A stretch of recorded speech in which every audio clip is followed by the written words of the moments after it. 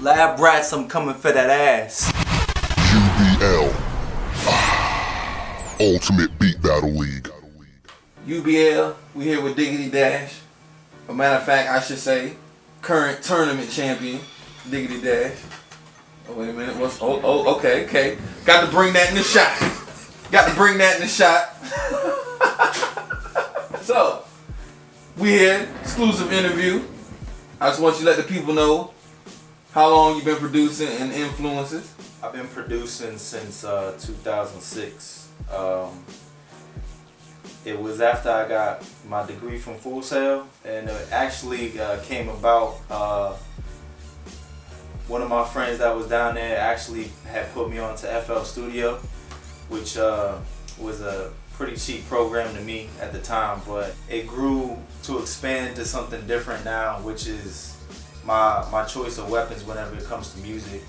And some of my bigger influences that I have is a lot of R&B producers, but only ones I could really think of that really inspired me the most was probably Rodney Jerkins, Brian Cox, Ryan Leslie, Just Blaze, and the home team, Bink, Knots, and Pharrell and Timbaland. Cool. So the name Diggity Dash, unique. How'd you come up with that one? Actually, when I was a kid, I used to play football, and it just happens to be the Steelers. And as you know, I'm still a Steelers fan as it is right now.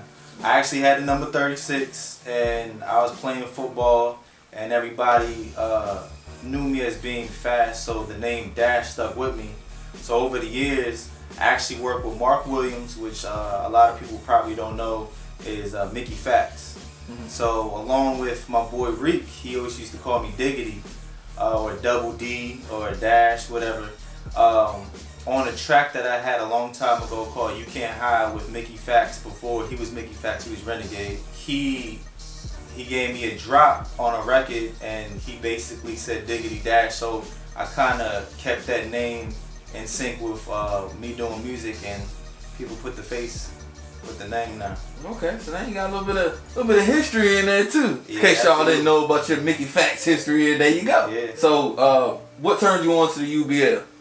Well, a few years back, I met Dot R at another beat battle, which is the Better Beat Bureau, and it just so happens we had a 3-way beat battle in kind of like the last round.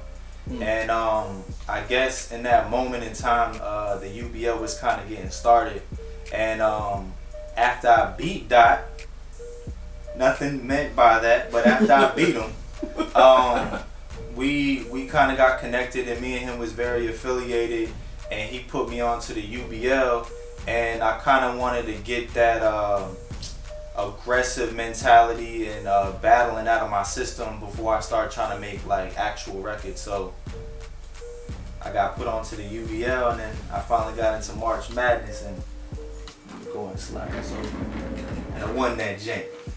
Okay, look at Mike. You see, you still got that shined up and all that. So the feeling behind winning the tournament, because you said you're going through the loops and all of that stuff, trying to get into the tournament, meet some people, then you actually get into it, and then you actually win. So yeah. How does it feel to win the actual tournament?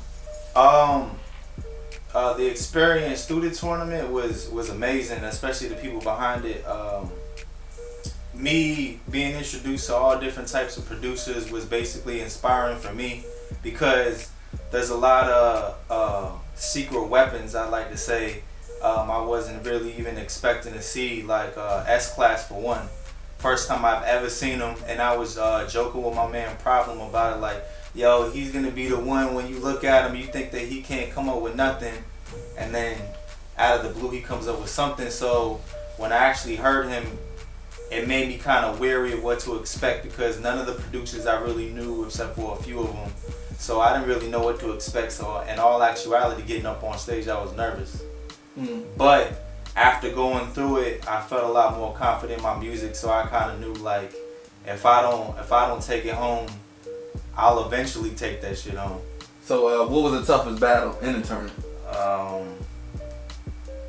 I would have to say it was Machiavelli.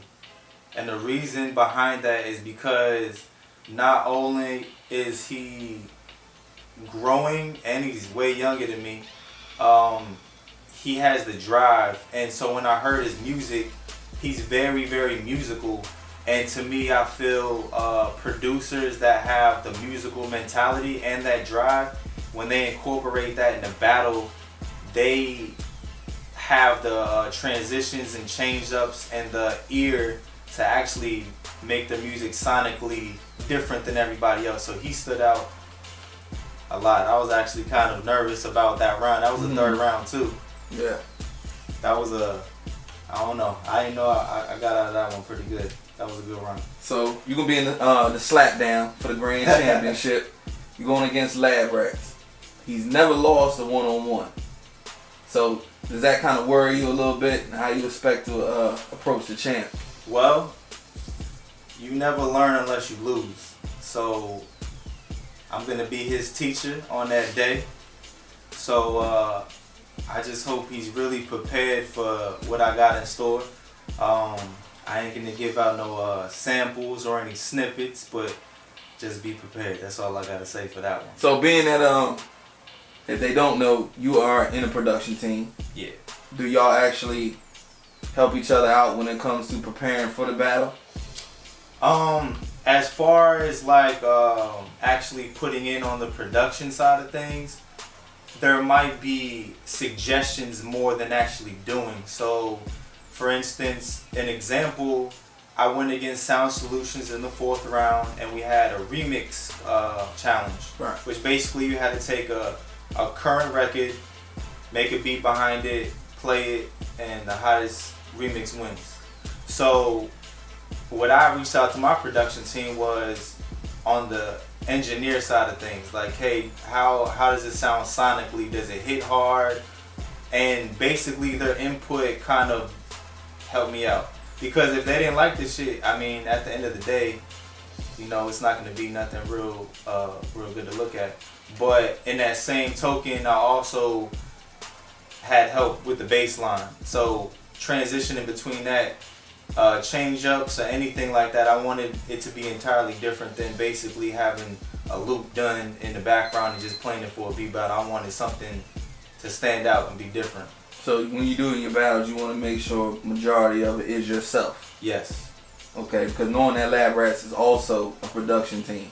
Yeah. You know, would it kind of seem like you going against 3 people? It would, but at the same time, I got my own production team, so I feel if I'm going up against them as an individual, I wouldn't feel as victorious as if I was going against them as an individual anyway.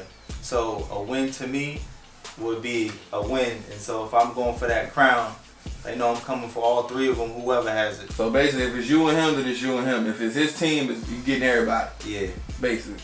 All right, we Last can't man eat. standing. So you just ain't gonna eat before you come to the thing. You just gonna show up hungry and figure you can eat a couple of deuces on the way. Oh yeah, absolutely.